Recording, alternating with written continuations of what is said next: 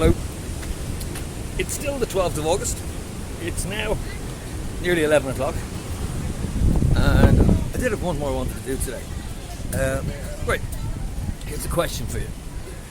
Since I've got here about 6 days ago, we've been to several restaurants. One particularly exclusive restaurant which we booked some time ago. El Torre del Mirador up in Del Duque, which we've wanted to eat there for so long. Eventually we got a booking, and hang on a second, I'm going to turn you around again, hold on.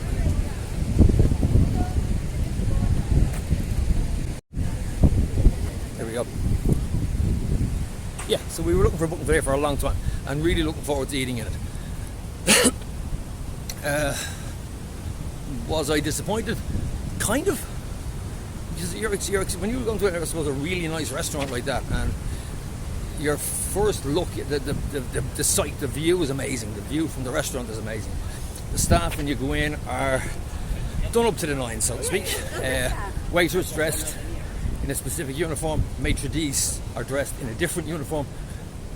Sommelier in a different uniform. Everybody has a little role, and it looks really impressive. Then again, so does the menu. So, menu, again, beautiful, but nothing I haven't seen in a lot of other restaurants in Tenerife. And this is my question. Are we spoiled in Tenerife for restaurants and really good quality food? To the point where you don't really need to eat in the really posh restaurants to have good food. And I don't think you do, because I've eaten at both ends of the scale in the couple of days that I've been here. I suppose, and this is no disrespect to the Bora Bora restaurant, it's not expensive. You can get a three-course meal for €9, a pint of beer for €1. The mythical pint of beer, €1. But the food is good. Yesterday I was there. Yesterday I had a prawn dish, which was perfect. It was beautifully cooked. It was hot. It was tasty, and it was cheap as hell. I had a starter in the Mirador. It was $18.50. Did it taste any better than the €5 tapas I had in Bora Bora? No. Was the experience any better? No. Because, in fairness, the waiter in El Mirador was charming, really nice guy. The maitre d' was ignorant and rude. So, again, here's the question. Do these really posh restaurants, do they feel that they don't need to make the effort because they're posh, because they're exclusive? Do they feel like they can just not do what they want, but that they don't need to make as big an effort as the smaller ones like Bora Bora down on the beachfront, where the guy is amazing, the front of house guy. He's just so engaging with people. I've never seen a man so happy. Actually, when we were there yesterday, somebody gave him a little bottle of whiskey as a thank you. Obviously they did that there several times during their holiday, and they left him a bottle of whiskey, and he went along through the telling people, and you could see from his face he was just delighted that this was the effort he makes every day was appreciated. And I really enjoyed him, and I love that. It's a funny little restaurant, and he's so much part of it. Whereas that really posh up in the El Mirador, I was left a bit cold from it. You know, they just didn't seem to make the same effort. They didn't seem to feel they needed it. Whereas there's a little Italian we ate in, again, fantastic. I can't remember the name of it. I don't know, my other half would kill me. Sunsea, I'll guess. No. Anyway, I'll put it in. I'll put the name of it in the comments when I get back, because I'm dreadful with things like this. That's one thing that you will learn about me, is my memory.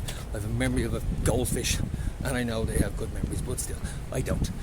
But little Italian place, was fantastic. Food was amazing. Last night we ate just behind the Veronica Strip in restaurant Métis, M-A-Y-T-E. I think that's how I'm pronouncing it properly, Métis. And that was absolutely beautiful. Again, staff are lovely. Food couldn't fault. There's nothing. I did a 3-course meal for 80 quid. The Italian the same, 3-course meal for 80 quid. Those 2 meals, in fact, those 2 meals and half of the lunch I had in Bora Bora came to the same price as El Mirador. And I was not impressed with it. So you have to ask the question of, yeah, are we spoiled in Tenerife? And I think we are, and it's a good thing. We're going up to the La Siesta Hotel. I'm going to do a walkthrough on some of these hotels before I go back. Show the inside. I'll do a sneaky, see if I can get in as far as the pool and walk out and give you a little look around some of them while I'm here. Park Santiago's here on the left hand side. I'm coming up to the patch now. So yeah, so that's my thing. Yeah, I love my food, and you'll see that through my vlogs, is that food plays a very important part of my life. It didn't always. As a younger man, food was fuel. I just wanted to eat and get out. I was a street urchin, and yeah, as I say, food was fuel. It wasn't until I met my partner now that I reconnected with food and the joy of it, and I suppose the enjoyment of eating with somebody that you love, that you want to be with. So you're happy sitting there and you're content, and it makes food taste so much better when you're with somebody like that. So, as I say, food experience is really important to me. So a lot of my chats will be about food and will about various restaurants that I've had, and some I will try and vlog when I'm there, but I'm not particularly mad about disturbing people while they eat. But I will, as I get better at this. And this is, I suppose, actually there's a great little restaurant down here, which I'll bring you down. This is the patch, the beginning of the patch. You have Daniel's Cocktail Bar, Kev's Chill Out Bar to the left of that. I'm going to show you this little place down here. It doesn't look like it's open, it's unusual, it normally is. Suka. Now, Suka it's a healthy option if you're looking for something that's not full English or full Irish or full Scots, as the case may be. This is the place to go. The food, it's all organic, it's all fresh, and the staff are just so knowledgeable, and they're real foodies. They really know their stuff. But I've ate here several times over the last couple of years and never been disappointed. And as I said, you're not going to get your bacon and eggs in here. You're not going to get anything of that sort. Hola, buenas. You're not going to get anything like that. You're just no, I'm on YouTube. Can I? Sorry, as I said, this place is just amazing. Food is, as I said, fresh, organic, and the staff are absolutely fantastic. So if you're down this way and you don't want your full English, this is the place to go. Absolutely amazing food. Okay, owner, they're not quite open yet. He was very kind, he allowed me to continue filming. So, yes, I digressed a little bit, as I said I do. So that place is absolutely fantastic. Now, we're back on track in the patch, and I'm heading back to my hotel. So yeah, that was my rant. I don't think it is a rant, because it's just trying to let people know, because a lot of times I read comments in vlogs, not on mine, but on other vlogs, about where to eat, and there's nowhere for, I don't know, for vegetarians, like that one behind us, and vegans. That's a perfect soup. It's a great restaurant for that. Or places that you want to eat with kids, or somewhere that's romantic, or somewhere that's not going to break the bank. Now, I don't know about the UK, but I can speak for Ireland that Tenerife is far cheaper for eating out well. And I like my food. My partner and I both love our food. And you have sorry, Gaelic Corner coming up on the left, which is a fantastic, the Dublin around the corner is a brilliant bar. Been in it a couple of nights and there's some fantastic performers in it. Always a great night. There's a nightclub down below that I've never been in because I've gone way beyond that. But anyway, I digressed again. So yeah, there's loads of really good quality restaurants and you don't have to break the bank. In Dublin, if myself and my partner were to go out for a night, you'd be looking at, I suppose, like the likes of El Mirador. You'd be looking at a hell of a lot more than we paid for that. Where that was 150 odd euros, which, okay, expensive because I didn't enjoy it, but not expensive for the quality of the food because it was fantastic, and the service, with the exception of the maitre d', was absolutely fantastic. Couldn't fault it. Didn't ruin the night or anything like that. I'm nearly past H10 Las Palmeras, and we also have just about Tenerife on the right. What was I saying? See, I get lost in my own head. So yeah, so the likes of Bora Bora, as I said, you can get a 3-course meal for 8-9 quid. Whereas you can go up the other end of that, El Mirador, or, which I've booked, and I'll definitely bring you on that one, I'm bringing you up to one of my favourite restaurants on the island, which is Oliver's Out of Town. Now, I ate there the last time I was here. I still rave about it to people, even if they don't want to hear me talk about it. The husband and wife that own it are just fantastic. The food, out of this world. The guy, he's just a genius. He only does a small number, I think it's 30 covers a night. He doesn't do any more than that, but he does 30 covers really well. Colon 2 on the right there, but he does really good food, and it's an absolute experience. They collect you from your hotel or from wherever you happen to be staying. They drive you up into the mountains because obviously it's out of town. Oliver's Out of Town is up in the hills, and when you get there, it's a converted finca. It's an old finca. It's absolutely beautiful. It's so rustic, and they do everything. I mean, they do weddings, they do any celebration you think of in it, and the view is just spectacular because you're looking down over Las Cris, and it is absolutely, it's just an experience. And that's the thing, part of food is the experience, and it doesn't have to be, someone driving you up a mountain and fabulous views.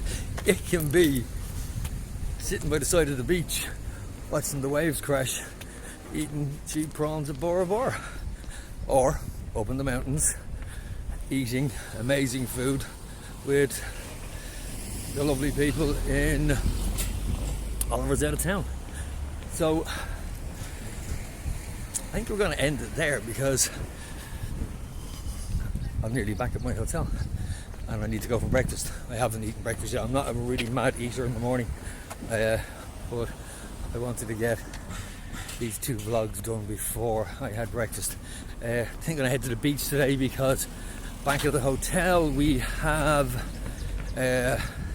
Saturday DJ, which I'd rather eat my own foot than sit listening to.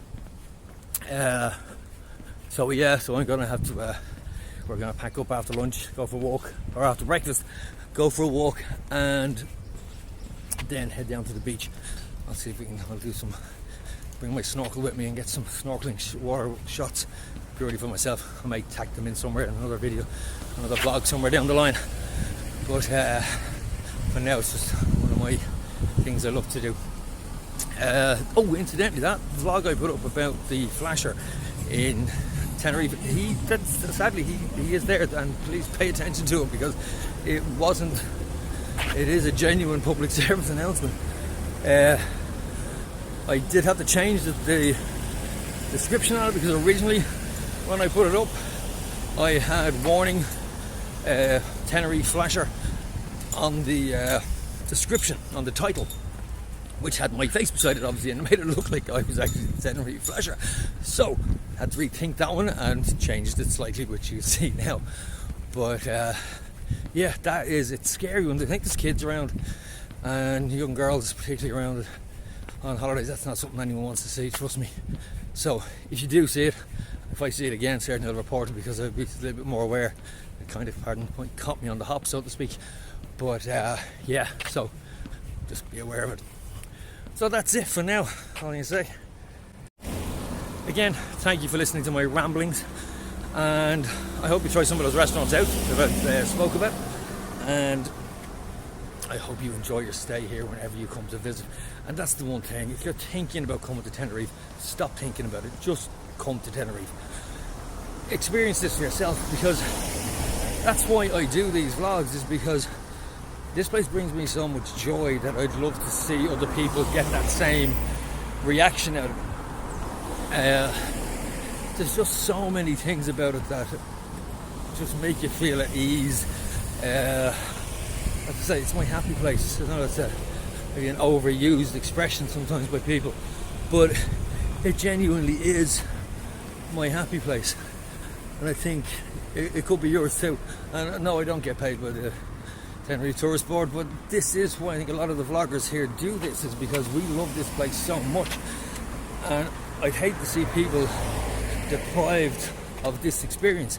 Like a friend of mine, Rick, says this is a bad day in Tenerife, and this is all year round. Like, I get that question a lot on some of the forums that I'm on Facebook and other social medias. That, like, what's the weather like in May? What's the weather like in December? What's open in December? Everything. This island never sleeps. This island is in constant motion, so to speak. There's always something to do here, and the weather is the average temperatures even in the winter. And I've been here in the winter. I've been here in December, and granted the pools are a bit cooler and the evening times get cold. But when I say cold, you need to throw maybe a hoodie or a sweatshirt on you.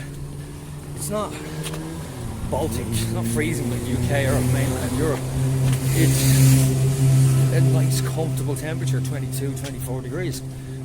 At the moment it's reading 31 degrees. They say today it's going to get up to around 34, which I'd well believe, because it's actually quite heavy at the moment where I am now, which is nearly back to my hotel. The little sign outside says 31 degrees, and the app on my phone before I left said it was 32 and was going to get up to 34 today. But yeah, so I'd say life's too short. If you're thinking about visiting the island, stop thinking. Put this phone down, turn it off when you're finished, get on your laptop, get your booking.com out, or wherever you use, and just pick a holiday and come over and see what's going on for yourself. Okay, if you like what you're seeing, hit the subscribe button, hit the like, hit the bell for notifications, and thank you very much for watching to the end. It really helps, and thank you for watching and hopefully enjoying. Okay, I'll talk to you in the next one. Take care.